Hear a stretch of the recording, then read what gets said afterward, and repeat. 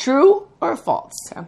When Carol Burnett was appearing in Once Upon a Mattress, she fell asleep on the mattress because she was so tired.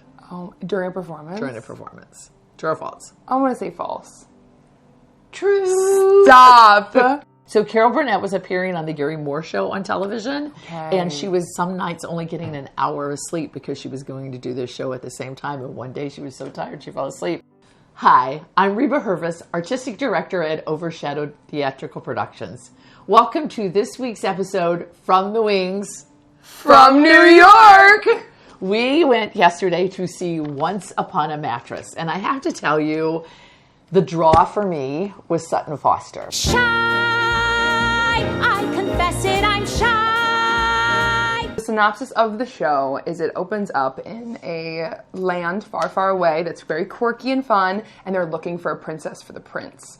But the queen has other plans. Queen. She wants to rule. So she makes really hard tasks for these girls to try to follow, these princesses, to see if they're true princesses. And they're really unheard of. Like, there's no way of actually figuring out, like, because these different tasks. She has made the prince like mama's boy. Yes. Right? And Yes. she does not ever want him to leave her. It ends up that this one princess from this one crazy land shows up. Sutton Foster played her in the one that we got to see, but the original was Carol Burnett. And she has to do this task of figuring out how to pass. And there's fun little side plots going on that might be a little saucy, a little not saucy. A king that's mute, and a riddle that they have to try to uncover how to solve. So it's really cute. There's some really funny numbers. It does not take itself seriously. I would say there's so much of the play that is just very funky and fun. And I would say, you mentioned, like, Sutton Foster played Fiona, and it gave me that kind of a feeling. We're very quirky. So that's the general synopsis. Yeah. So what did you think of the show when you got to see it? So I thought...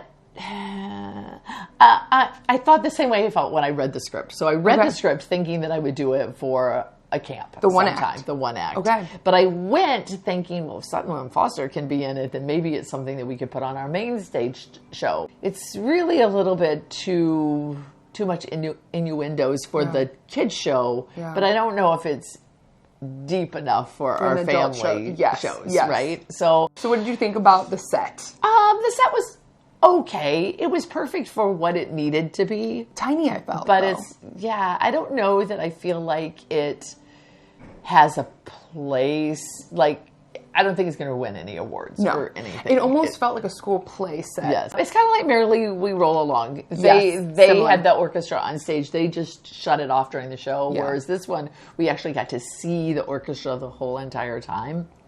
That was nice to see them. I think it's terrible when they're on the pit all the time and you don't get to see them.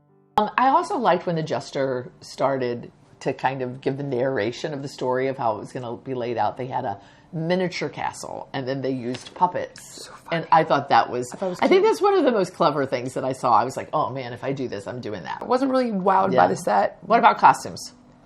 I thought they were okay. Again, I wasn't wowed. I like what they did with the jester. Boots. The boots. Oh, the girls that the boots matched. Yes. That was really, I was like, wait, where can I find things like that? Because I can never find colorful boots. Yes. That was really clever. Yes. It was nice because most people didn't really have a costume change, and so they could really just doll up all the costumes, and I think they did. I think they did a fair job. I, again, don't think it's going to win any awards for that. Right, but not wowed. It was okay. Yeah. Yeah. What did you think of the music? Again, same thing. Just kind of... But I feel that was that way when I read the script, too. I was like, I looked at it and I'm like... Like, it moved the story along. I'm not singing any of them, other than the one iconic Shy. Right. It's just kind of in the middle. It's not bad, and it's not... It's the Awkward Teenager musical. It's the... Yeah. But the acting...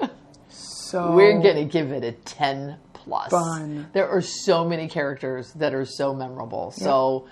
We were talking was it intermission or maybe it was after that it was like, okay, we just got back from seeing Queen of Versailles, right? Yep.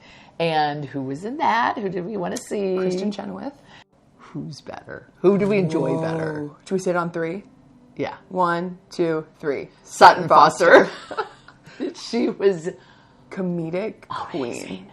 She did not disappoint me one little bit except that she didn't come to the stage door. But other than that, she did not disappoint me. The moment she crawled up the side of that castle, the way she embodies things, and I am not kidding people, I think she can move every part of her body individually. Her foot, the way that she would just put her foot on people's, like she would like kind of tap their heads with her foot. So she just lift her foot up from the ground, and you're like, what is that? Oh my word. But it was so iconic. Yep. It was so great. Her physicality, incredible. Yeah, like literally, I think she could move her right hip without moving her left hip. I mean, you can't do that, but I think she could. Yeah. She was amazing. Yeah. And then her sense of timing and even an arc in her character. Mm-hmm. If you ever get a chance to see her anywhere, go do recommend.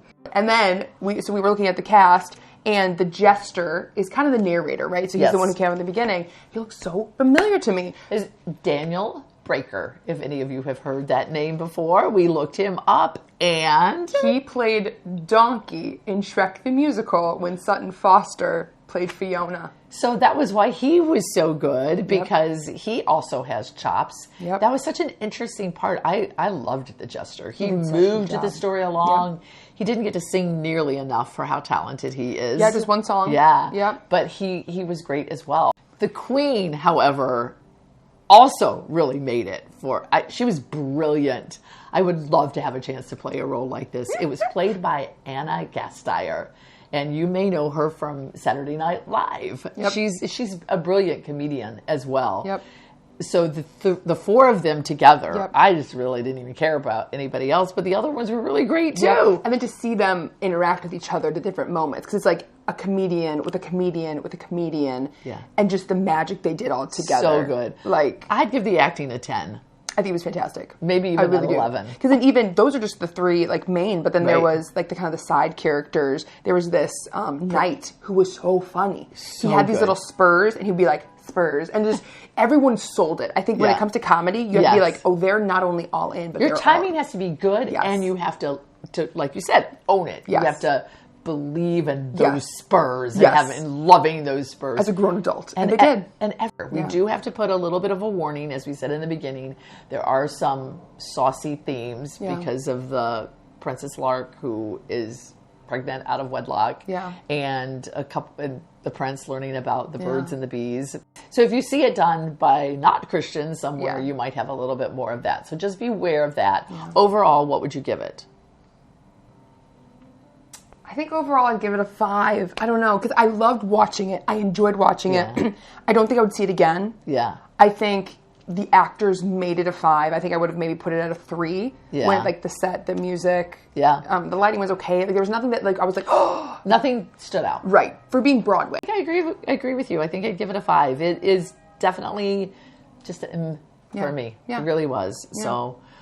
But if you get a chance to see Sutton, you have to do it. But just know that Sutton Foster doesn't stage door. She doesn't. That was our big disappointment. Thank you so much for following us, and we hope we can continue to bring you all the best reviews of the shows, good and bad. And until next time, it's just been me. And me. Talking to you from the wings. From New York! True or false? Once Upon a Mattress was originally written as a one-act. I would say true. I could see it. That is also true. Okay. True or false? The Chicago Daily News once told everybody to be wary of Once Upon a Mattress because it was too scandalous. True or false? False? Also true. True. They said it was too saucy. They cautioned the audiences not to be turned off, but because it says it is Once Upon a Mattress. This one is the one that I like the best. The music is written by Mary Rodgers. So just trivia. Does that name sound familiar to you at all? Musical history, Rodgers and... Hammerstein?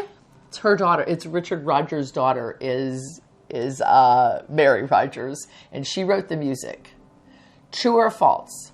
Her father, Richard Rodgers, beat her out for a Tony. They were both nominated for Tonys the same year, and he won one for Sound of Music. True or false? That just sounds so true. That one is false. Brava!